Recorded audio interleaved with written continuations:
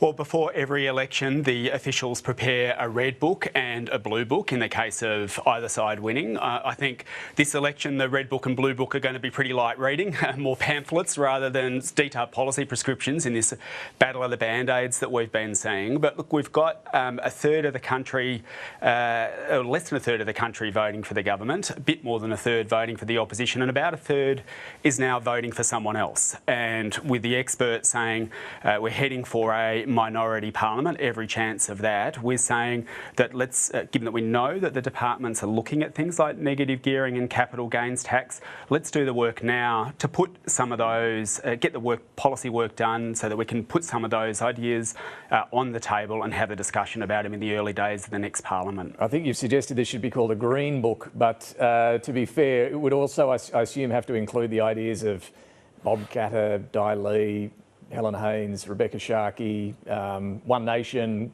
Would it be a multicoloured book? Well, I think what we're seeing at the moment is very little policy being put forward by either Labor or Liberal. We saw the housing launches and we saw experts within a matter of 24, 48 hours condemning them for coming up with policies that are going to make the housing crisis worse. And I think one of the things we're seeing, part of the reason you're seeing this third of the country now saying we want someone else, is that the ideas for reform that are going to make the country better are in fact now coming from the crossbench. And so, yes, so some of those border ideas are going to get an airing in a minority parliament. So basically, just to be clear on this, you want Treasury to cost the whole lot. It'd be quite a voluminous book that they'd have to produce.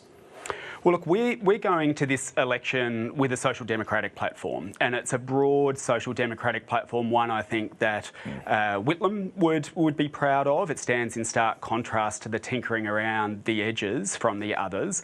We're putting forward a suite of policy options funded by making the big corporations pay their fair share of tax, but we have identified some priorities, and one of those is the one that you mentioned, and that's what we're asking them to look at. Let's have a look at negative gearing now. Your plans are to basically say new investors don't get negative gearing or capital gains tax breaks. Existing investors get to keep one property negatively geared. Some analysts fear this would drive investment away, it would damage supply. What do you say to that criticism of this sort of idea? So let's talk about why we're doing this and then also what our policy is. Back in the 1980s, the average home cost 3 times the average income, and now it's 8 and rising. And in the late 1990s, John Howard, with a capital gains tax discount, really lit a fire under the housing market, put a big time bomb there. And as a result, there's now $180 billion over the decade in handouts going to property investors. And what that means is that a first home buyer or a renter, they turn up to an auction with whatever they've been able to save. They know but next to them is a wealthy property investor who's got a big cheque from Anthony Albanese and Peter Dutton, able to keep bidding the price up, knowing that they can write it off on tax. So what we're saying is we need to ensure that younger generations have the same chance at owning a home as previous generations have. How would we do it? We've got to really, I guess, diffuse this time bomb in a way that's fair, because there'll be a lot of people who might have one investment property. They've done that perhaps on the advice of their accountants. It's preparing for their retirement. We're saying allow people with one, in addition to the family home. If you've got one investment property, the existing arrangements apply. But in the future, look, if you've got 2 to 200 investment properties, you can pay the same tax as everyone else has to. You shouldn't expect a tax handout from the government for that. Okay, but how much wiggle room is there here in what you're suggesting? You talk about not diffusing the time bomb immediately, giving it time, because I assume you don't want to hurt supply or drive up rents is the other concern here, that if investors quickly vacate the market or can't negative gear, they'll have to push up the rent. Would you be willing to stretch that timeline so that it is being phased out over a longer period of time? Look, we're willing to consider any good ideas about how to do this, and this is part of the reason that we're saying that it'd be good for the public service to start the work on this now. But can I say, this is, for us, there's 3 things that need to be done. One is winding back those handouts in the way that's fair. The second is start to put caps on rent increases, like we've got that in the ACT at the moment. And the third is build more homes that can be rented out at affordable rates. And we think the government that has for so many years been neglecting public housing, if they get back into the market and build lots of homes that people can afford to rent and buy, that deals with those issues you've raised. A few other things. Your dental care policy, the Parliamentary Budget Office costed this one at $45 billion, but warned this was highly uncertain. It also said it was highly uncertain whether there would be enough dentists to meet demand. Wouldn't phasing this one in make more sense as well? Well, and in fact, in that costing, that's basically what they've said would happen. It would take a while, based on international experience and based on their modelling. As people found out about the scheme, utilisation stepped up, so it would in fact slowly step up. But look, we know the main reason that people are avoiding going and seeing the dentist at the moment is cost. There will be some areas, of course, where it might be difficult to find a dentist, but the main reason is cost. And in a wealthy country like ours, we think that people should be able to afford to go and see the dentist. So one of the other things, we conducted a Senate inquiry into this that looked at things including the workforce, and one of the key messages that came back from that was that people were not choosing dentistry because of the massive debts they'd be left with, and we want to fix that as well with free education. I wanted to ask you on gas. Do you welcome Peter Dutton's plan for an East Coast gas reservation?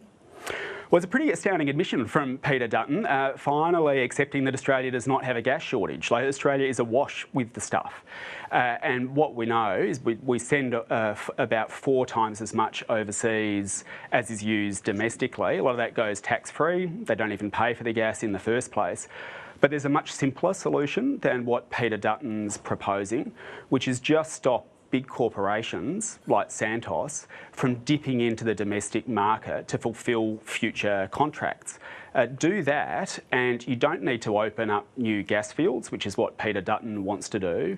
You reserve enough here while we make the transition out of gas and into renewables, because Peter Dutton's plan is actually really a fig leaf for fast-tracking new coal and gas projects and opening up new gas mines, and we don't agree with that. Nonetheless, it would see more of that export gas kept in Australia, wouldn't it? We're talking 50 to 100 petajoules. Wouldn't that be something you'd support? Well, our approach is this. At the moment, the big corporations are dipping into what's available to households and businesses to the tune of about 22 petajoules just for overseas contracts. That amount is going to rise to over 200 petajoules over the next few years. So we're just saying, like, don't raid households and businesses just because you want to sell it overseas tax-free at enormous prices. Stop doing that. We don't need to open up new gas mines as Peter Dutton and Anthony Albanese want to do. I want to ask you, Adam Bandt, about your approach to this campaign. We've seen you wandering around with a big toothbrush. We've seen you with a big novelty check. We've seen you DJing a couple of nights ago at a nightclub there in Melbourne. The tone seems to be from the Greens a lot more fun than we had last year from the Greens, where you were going hard at Labor over housing, but also over Gaza. You were accusing the Prime Minister constantly of being complicit in genocide. We don't hear a lot from the Greens in this campaign about the Gaza issue, even though the war is ongoing. Why have you shifted gears?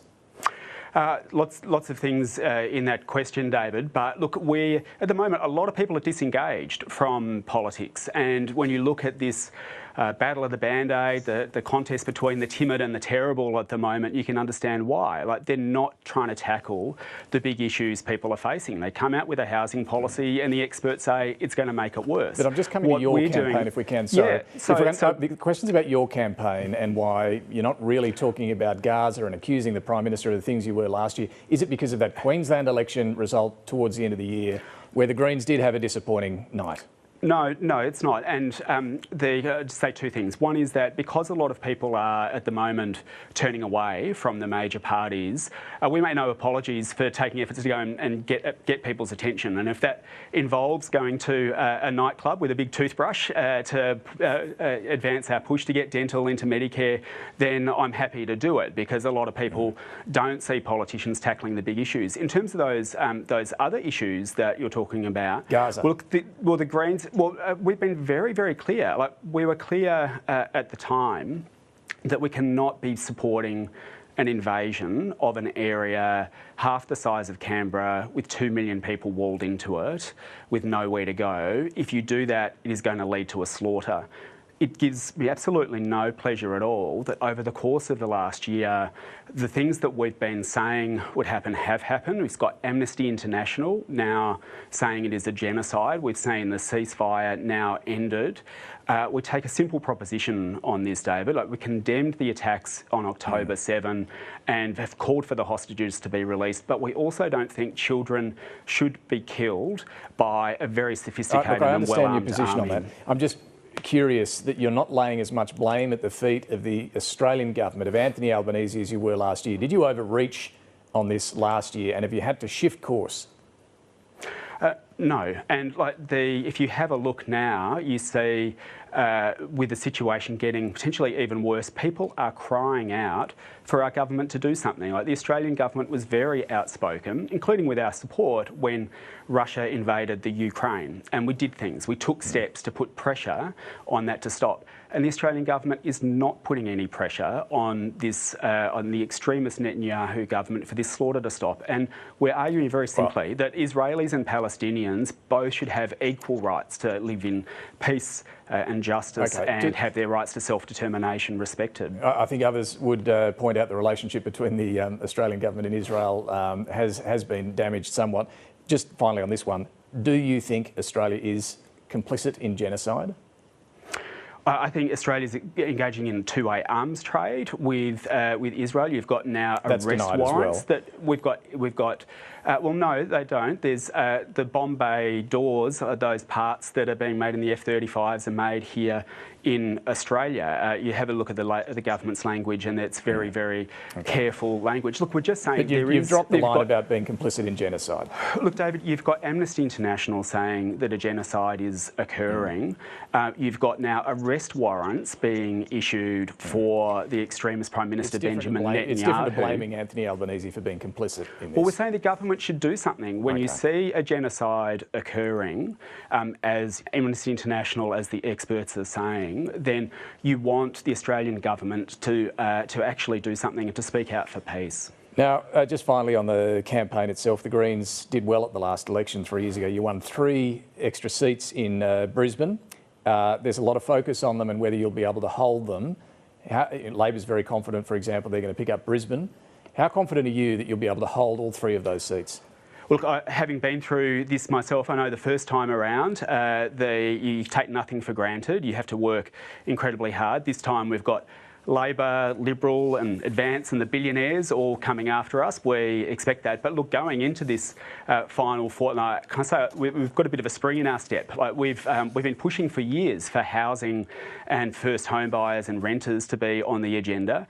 Now it is, and you see from the experts that what the major parties are offering is going to make the housing crisis worse. I think at the moment the feeling that we're getting on the doors, which is being matched by the commentary about the policies, is that people understand we can't keep voting for the same 2 parties and expecting a different result. They're going to make things worse. Our challenge at the moment, I guess, over these last 2 weeks is to get our policies in front of people, because we know that when we do, we put things like dental intermediate care, making childcare free, ending native forest logging, fixing the housing crisis, people like it and they agree with us. Adam Bandt, thanks for joining us this morning.